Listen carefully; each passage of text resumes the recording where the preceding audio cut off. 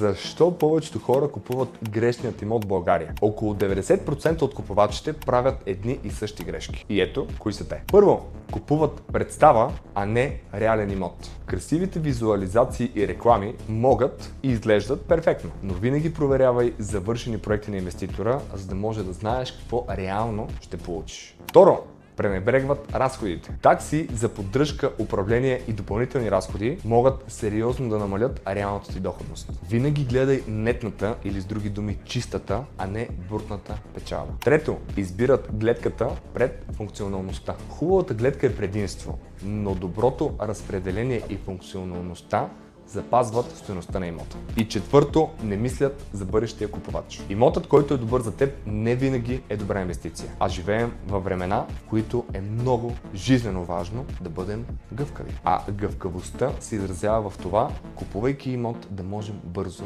да го продадем. С други думи, ликвидност. И все пак най-скъпоструващата грешка, която може да направите, е да купите имот без тотално да разбирате от материята.